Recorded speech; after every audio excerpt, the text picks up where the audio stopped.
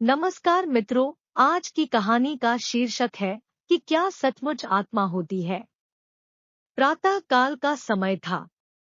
गुरुकुल में हर दिन की भांति गुरुजी अपने शिष्यों को शिक्षा दे रहे थे। आज का विषय था आत्मा।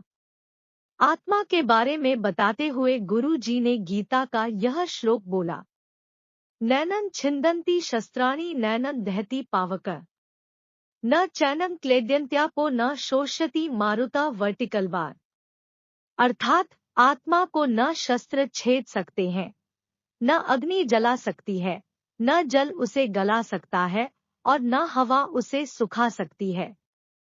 इस आत्मा का कभी भी विनाश नहीं हो सकता है, यह अविनाशी है।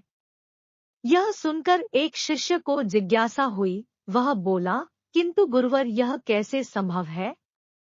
यदि आत्मा का अस्तित्व है, वो अविनाशी है, तो भला वो इस नाशवान शरीर में कैसे वास करती है और वो हमें दिखाई क्यों नहीं देती? क्या सचमुच आत्मा होती है? गुरुजी मुस्कुराए और बोले, पुत्र, आज तुम रसोई घर से एक कटोरा दूध ले लेना और उसे सुरक्षित अपने कमरे में रख देना, और कल इसी समय वह कटोरा लेकर यहाँ उपस्थित हो जाना। अगले दिन शिष्य कटोरा लेकर उपस्थित हो गया। गुरुजी ने पूछा, क्या दूध आज भी पीने योग्य है? शिष्य बोला, नहीं गुरुजी, यह तो कल रात ही फट गया था, लेकिन इसका मेरे प्रश्न से क्या लेना देना?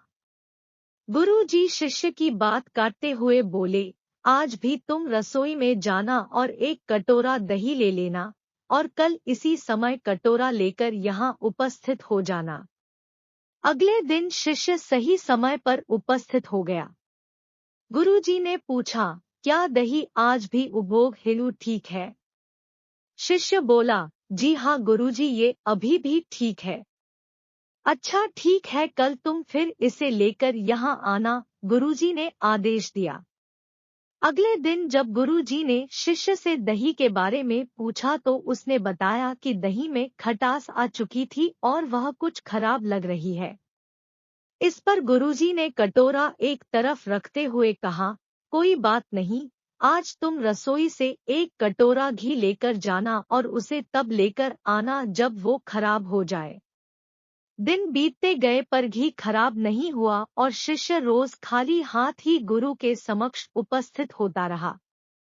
फिर एक दिन शिष्य से रहा नहीं गया और उसने पूछ ही लिया, गुरुवर, मैंने बहुत दिनों पहले आपसे प्रश्न किया था कि यदि आत्मा का अस्तित्व है, वो अविनाशी है, तो भला वो इस नाशवान शरीर में कैसे वास करती है और वह हमें दिखाई क्यों नहीं देती? क्या सचमुच आत्मा होती है? पर उसका उत्तर देने की बजाय आपने मुझे दूध, दही, घी में उलझा दिया। क्या आपके पास इसका कोई उत्तर नहीं है?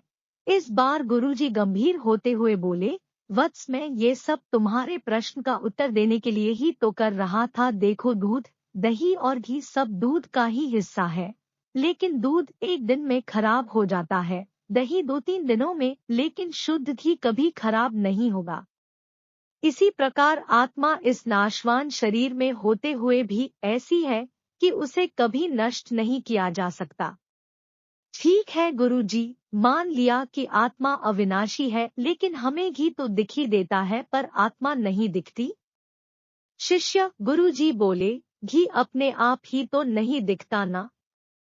पहले दूध में जामन डालकर दही में बदलना पड़ता है, फिर दही को मथकर उसे मक्खन में बदला जाता है, फिर कहीं जाकर जब मक्खन को सही तापमान पर घंटों पिघलाया जाता है, तब जाकर घी बनता है। हर इंसान आत्मा का दर्शन यानी आत्मदर्शन कर सकता है, लेकिन उसके लिए पहले इस दूध रूपी शरीर को भजन रूपी जामन से पवित्र बनाना पड़ता है।